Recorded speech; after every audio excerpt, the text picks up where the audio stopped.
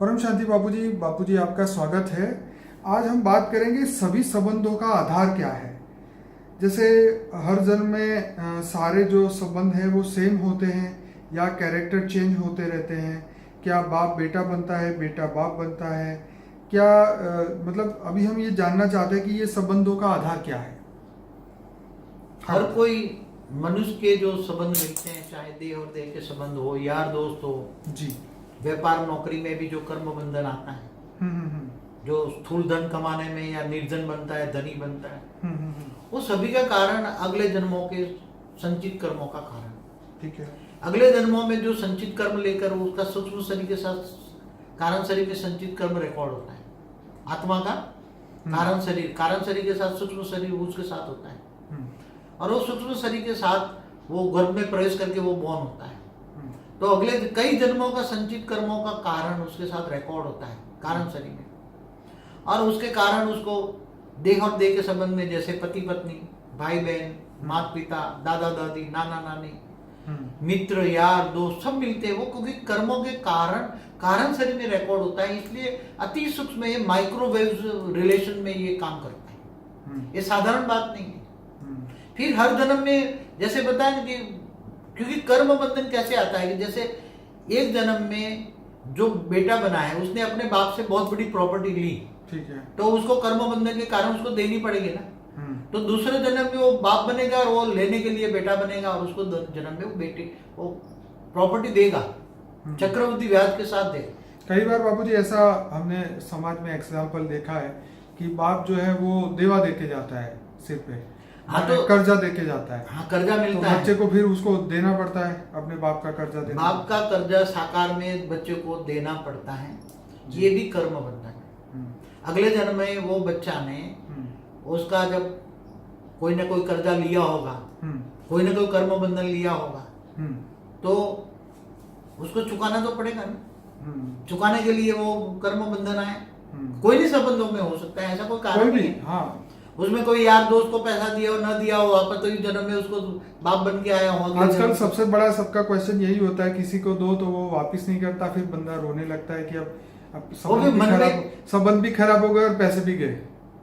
तो ये होता है कि अगले जन्मों के कारण वो उसको दिया नहीं होगा, ले गया, इस जन्म में ले गया, तो फिर शांति कैसे मिले? तो शांति उसको बोलो कि वो अगले जन्म का हिसाब किताब चुकती हो गया, मन को शांति करते हो, और क्या है। बाकी मिलने वाला नहीं है, उसको मिलने वाला ही नहीं, क्या करोगे, ऐसे बहुत रिलेशन है।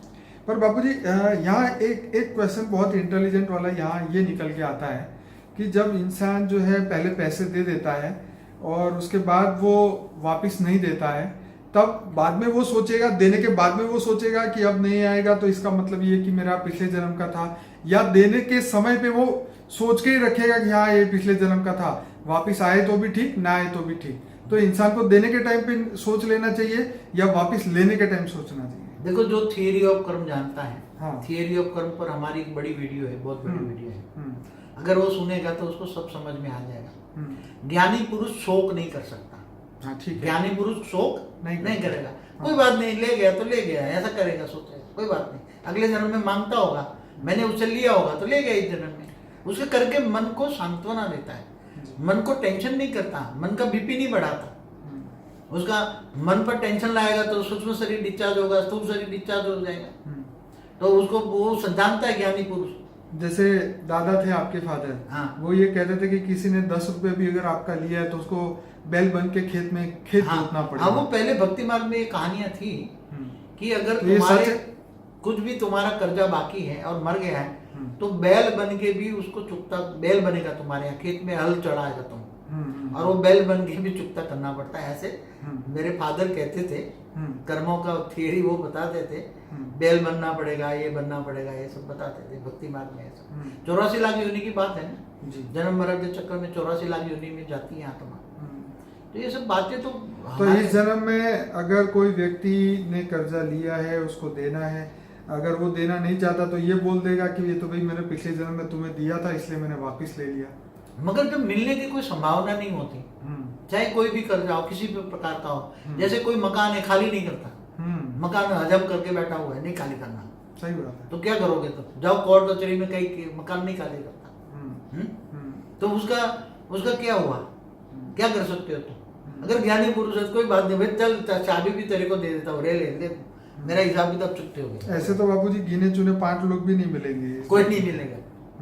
अगर जैसे पति पत्नी के संबंध या माँ बाप के संबंध में नहीं होता, माँ बाप बच्चों को ये दे देते हैं, वो मकान की चाबी दे देते हैं। पहले खुशहाली में शादी करते हैं तो बच्चों की बहू के हाथ में शादी की घर की चाबी दे देती है सास। फिर वो मालिक बन जाती है, तो वो माँ बाप को बेचारे बुढ़ों को फिर वृद्धाश्रम भेज देते हैं ना। तो किसके कारण हुआ वृद्धाश्रम? किसके कारण बने? तो कर्मों के कारण बने ना। तो आजकल जो वो तो पर बापूजी आज जो वृद्धाश्रम अपने माँ बाप को भेजते हैं तो उसको भी तैयारी रखनी पड़ेगी कि उसको बताया मुझे भी जाना पड़ेगा। हाँ वो तो जाना तो पड़ेगा। उसके बच्चे भी देख रहे हैं ना कि मेरे दादा दादी को उसने वृद्धाश्रम रखा है, तो मैं बड़ा हो जाऊंगा तो उसको भी रख दूंगा। उसको भी रास्ता वही जाना पड़ेगा ना। तो बाबूजी आज जो सभी संबंध बिगड़ रहे हैं उसका मूल कारण क्या है? कि देखो उसका मूल कारण क्या है, बहुत बड़ा एक क्वेश्चन है, समझाना बहुत बड़ा मुश्किल है। ये इतना बड़ा गहरा है ना, उसके अंदर ज्ञान सागर में डूबना पड़ेगा। ठीक है। एक तो थियरी ऑफ कर्म, कई जन्म अनेकों जन्मों की थियरी ऑफ कर्म को तुम्हें मिक्सअप करनी पड़ेगी। जैसे आप कहते हैं कि 198 करोड़ साल से मनुष्य धरती पे है, वो तो पहले परात में भी था ना। ओके। पहले परात में ब्रह्मांड के पहले परत घूम गए, ये दूसरा परात तो चालू हुआ ना 198 करोड़ तो दूसरा परात। तो पहले 198 करोड़ की जो हिस्ट्री थी वो तो इंसान नहीं, आत्मा तो जानती ही नहीं है। इस जन्म की भी पता नहीं कितने बीत गया। मगर हमारे धरती पर दूर दूर से गैलेक्सियों से यूनिवर्स से आए हैं, दूसरे धर्म पिता आए हैं, धर्म गुरु आए हैं। वो कहीं से भी आए हो, लेकिन कर्म बंधन तो आत्मा के साथ ही आए होंगे ना, उस गैलेक्सी के भी तो आए ही होंगे। मगर सभी तो थियरी ऑफ कर्म नहीं मानते ना।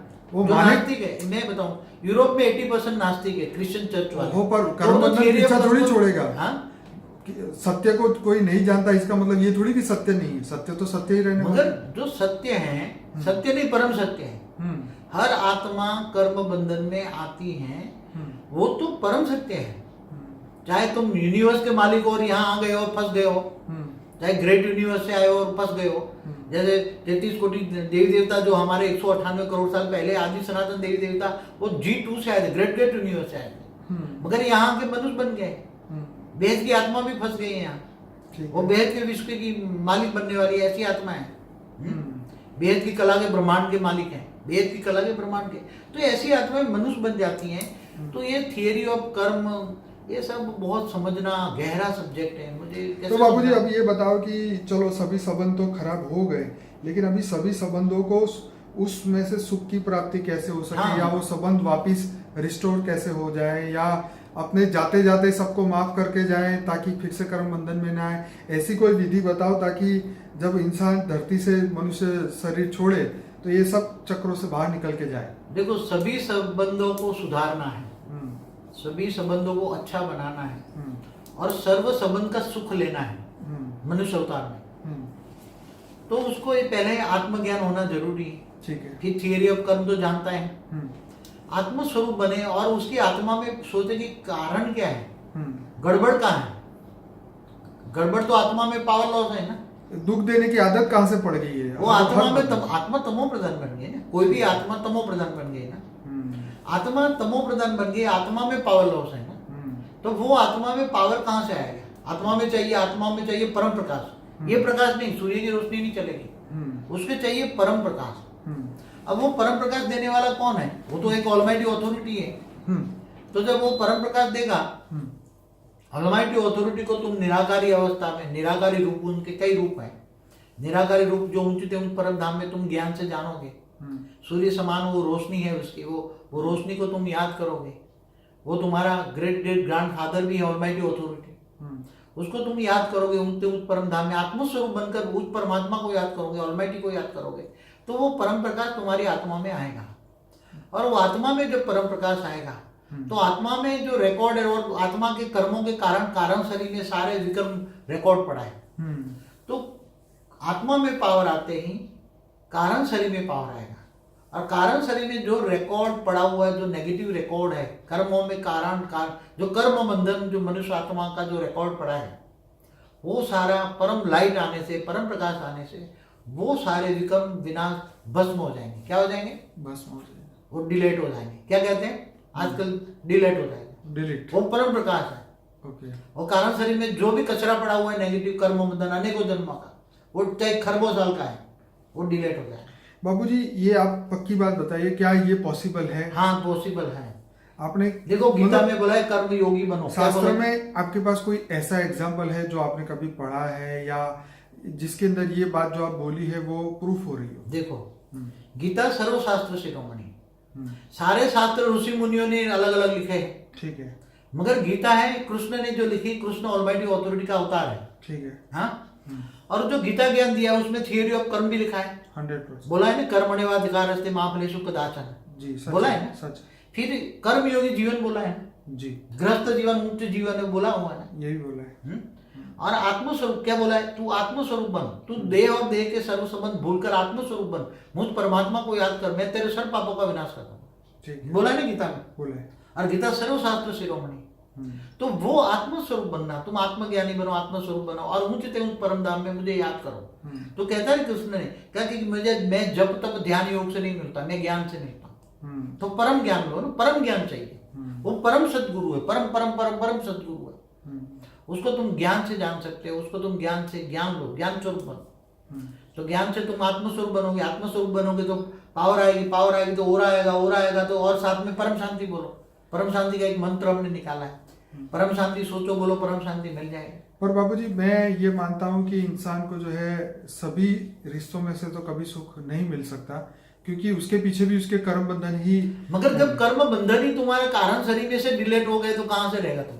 हाँ, फिर तो पूरा का पूरा कारण शरीर, सूक्ष्म शरीर, स्थूल शरीर से भी धीरे धीरे निकल। तो क्या ऐसा हो सकता है कि फिर उसके बाद जब ये हमारा कारण से चार्ज हो जाए, उसके बाद हर संबंध हमें सुख देना शुरू कर दे? ये पॉसिबल है? देखो थियरी और प्रोसेस में समझा रहा हूँ, इसकी प्रोसेस।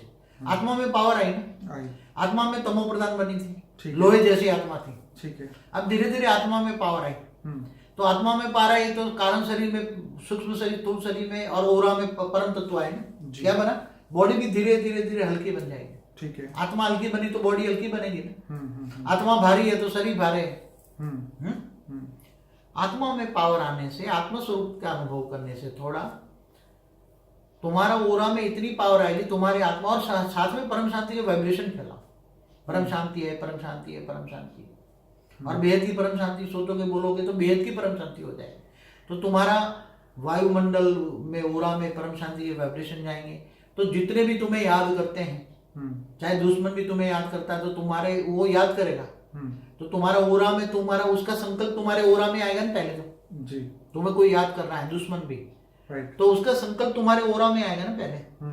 तो ओरा में तो परम शांति भरी है, तो एक्शन का रिएक्शन होकर वो संकल्प परम शांति लेकर वो दुश्मन के पास जाएगा जी। हाँ, तो दुश्मन को क्या मिलेगी? परम शांति मिलेगी ना। तो जो भी तुम्हें याद करता है, परम शांति के आत्मस्वरूप बनकर परम शांति के वाइब्रेशन फैलाने से कोई भी चारों ओर ओरा फैल जाए, घर में परम शांति हो जाएगी। घर में रहने वालों का भी कारण शरीर चार्ज होने लग जाएगा जी। क्योंकि परम शांति के साथ तो उसके अंदर परम तत्व जाएंगे, परम आकाश जाएगा, परम वायु जाएगा, परम अग्नि जाएगा। और देह के संबंधों को भी तुम्हारा लाभ मिलेगा। तुम जिसको याद करोगे उसके साथ परम शांति के साथ परम तत्व भी जाएंगे और उसको भी फायदा होगा। वो भी परम शांति का धीरे धीरे एक संकल्प, दो संकल्प याद करेगा जी। और धीरे धीरे तुम्हारे भी लक्षण अच्छे बन जाएंगे, तुम्हारे संस्कार परिवर्तन हो जाएंगे। राइट। और संस्कार परिवर्तन हो गए, तुम आत्मा का आदि अनादि स्वरूप को याद करोगे। तुम कहाँ से आए हो, कहाँ से आए हो, और सब इतना मैंने कई वीडियो में बनाया। तुम यूनिवर्स से आए हो, मल्टीवर्स से आए हो, कहाँ से आए हो जी। सारा नॉलेज ज्ञान स्वरूप बन जाओगे। क्या बनोगे तुम? ज्ञान स्वरूप। आत्मस्वरूप होने से ज्ञान स्वरूप बन जाओगे। आत्मा में त्रिकाल ज्ञानी बन जाओगे। क्या बनोगे? त्रिकाल। आठवां चक्र खुला हो गया तो क्या बना? दिव्य दृष्टि आ गई। और दिव्य दृष्टि आने से तुम सबको देख पाओगे, सबको माफ करोगे, सबको पावर दोगे, सबको परम सुख दोगे, परम शांति का अनुभव कराओगे। तुम खुद परम शांति में रहोगे, परम शांति का अनुभव सबको कराओगे और सबको परम सुख का, दुनिया को तुम बदल सकते। ऐसी आत्मा तो एक आत्मा भी दुनिया को बदल सकती। परम शांति का वाइब्रेशन फैलाए तो वायुमंडल में परम शांति फैल जाए तो आप चारों ओर फैलती जाएगी। फिर उसके कनेक्शन में अच्छी अच्छी आत्माएं आएंगी ढूंढते कि परम शांति कहाँ से आ रही है जी। वो ढूंढते तुम्हारे पास आएगी। फिर वो तुम्हें पूछेगी ये परम शांति तुमने कहाँ से प्राप्त की भाई? अब मुझे भी ये रास्ता बताओ। तो तुम परम शांति प्राप्त करने का, आत्मस्वरूप का और परमात्मा का रास्ता तुम बताओगे, सबको ज्ञान दोगे। और सारी दुनिया तुम बदल सकते हो। लोगों को ज्ञान दोगे तो ऐसे हजारों जुड़ते जाएंगे, 10 जुड़ेंगे, 100 जुड़ेंगे, 1000 जुड़ेंगे और सबको परम शांति मिल जाएगी। तो बापू जी ये तो बहुत बढ़िया आपने बताया। मैं तो अपनी सभी श्रोताओं को कहूँगा कि हमारा ऐसे ही 100 वीडियोस हैं हमारे अनस्पोकन ट्रूथ्स बाय बापू जी के प्लेलिस्ट में। तो इस चैनल को जरूर सब्सक्राइब करिए, लाइक करिए, शेयर करिए वीडियो को, कमेंट करिए, आपके मन के भाव लिखिए, क्वेश्चन लिखिए। तो हमारे जो दूसरे हमारे हेल्पर हैं, हमारे जो बेहद की आत्माएं हैं, आपको जरूर से उसका जवाब देगी। और हमारे कुछ नंबर जो आप अगर हमारा कांटेक्ट करना चाहते हैं तो डिस्क्रिप्शन बॉक्स के अंदर जो है उनके नंबर दिए हुए हैं, आप उनको समय देख के कॉल कर सकते हैं। हमारा ईमेल एड्रेस दिया है, बापूजी का एक एंड्रॉयड ऐप हमने बनवाया है, उसको आप डाउनलोड कीजिए और उसके अंदर सीधे सभी प्लेलिस्ट जो हमारी 25 प्लेलिस्ट है उसमें जाने का सीधा रास्ता है। ई बुक्स हमने जो फ्री रखी है वो आप डाउनलोड कर सकते हैं। और ये जो ऐप है उससे वेबसाइट में, फेसबुक पेज में, हर जगह आप कनेक्ट हो जाएंगे बहुत आसानी से।